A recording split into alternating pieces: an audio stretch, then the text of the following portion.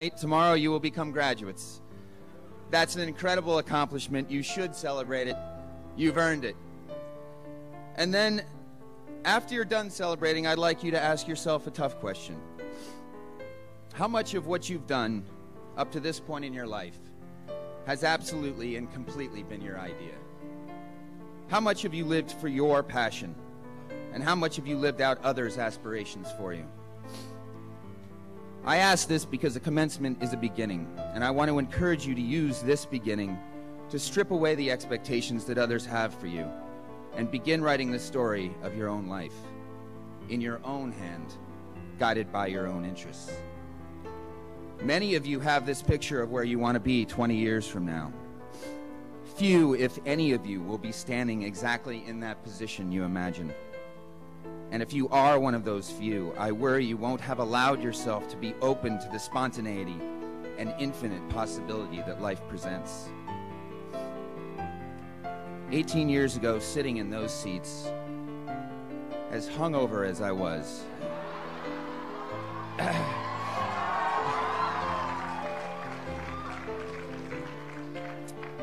I remember feeling three things: accomplishment, excitement, yes, but hovering over the accomplishment and excitement was a sense of fear.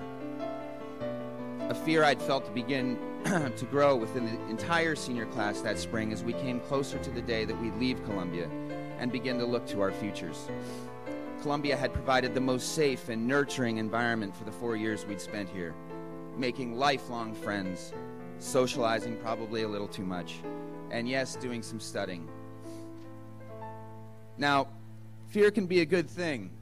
In terms of evolution, is what has given us those two choices in times of distress: fight or flight. The goal, wired into the most primitive part of our brains, is to choose which one is going to keep us safe.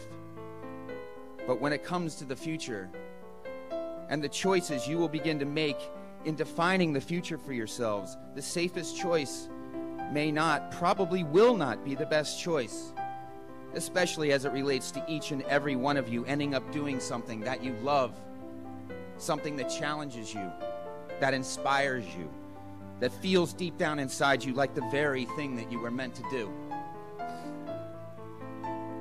A little story. The one and only interview that I went on in my spring semester of my senior year, I went to an interview at Prubeish, and I didn't own a suit. And so I borrowed a suit from a friend of mine here at Columbia who was a couple inches shorter than me, and so it didn't fit. And I also borrowed some penny loafers from him, and it was, yeah. So I go to this interview, I'm meeting with 4 or 5 guys there, and they're very, very excited about what they're doing for a living and attempting to convince me to go to Prubeish and start there. And at the end of the interview, we're all standing in a circle, sort of saying our goodbyes, and I'll never forget this. One of them turned to the other one and said, "Well, he's going to have to do something about those shoes." And they all looked down, and I looked down, and every one of them had identical Oxford business shoes on, and I had these penny loafers with the pants too high. And I knew in that moment, I just knew that I couldn't do it. I mean, that was not going to be for me, that path. And I mean, the point of the story is not to badmouth investment banking or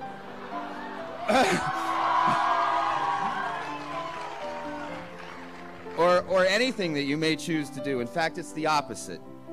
Nobody should apologize for their choices if they're following and or discovering their passion. The same way I don't apologize for being part of pop culture. I came to this place by discovering my passion, telling stories. And if what you do fulfills your passion, whatever it is, there is honor in that. Now, after that interview and my realization that it wasn't for me, it's not as if I had some sort of incredible backup option in mind. When you don't have much of a plan A, you're not so likely to have a very good plan B either. So the only thing I really had was that sense of apprehension about the future. And when you turn away from one path, there's rarely a fully formed passion waiting to greet you. You have to trade fear for trust. There was no bolt from the blue for me when it came to acting. There rarely is for anyone. There is only the aggregate of 100 decisions and instincts and experiences. And if you trust in yourself, each one readjusts your path a little bit until 5 or 10 or 18 years from now, you can say, I've arrived at a place where I'm doing exactly what I feel like I'm meant to be doing.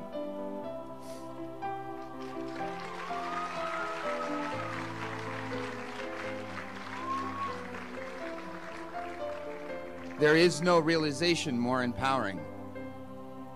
Now, I'm running up to the 8 minutes I was allotted, so let me conclude by recapping. Julia, I'm Matthew Fox.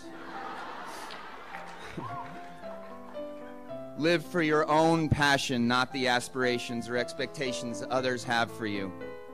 Trade fear for trust. Allow yourself to find that area, either of your excellence or your excitement, that motivates you to apply the same focus and energy that got you through Columbia.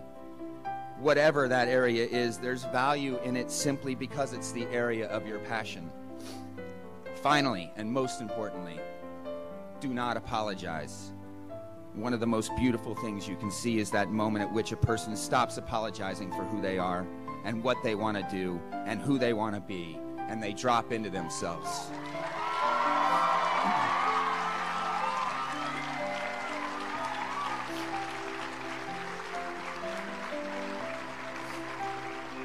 That's it. That's all the wisdom that I have to offer. All that's left to say is, as of tomorrow, you are the author of your own life. I'm excited by what I get to do. I get to tell stories, but equally as exciting as that to me is the story each one of you has yet to write.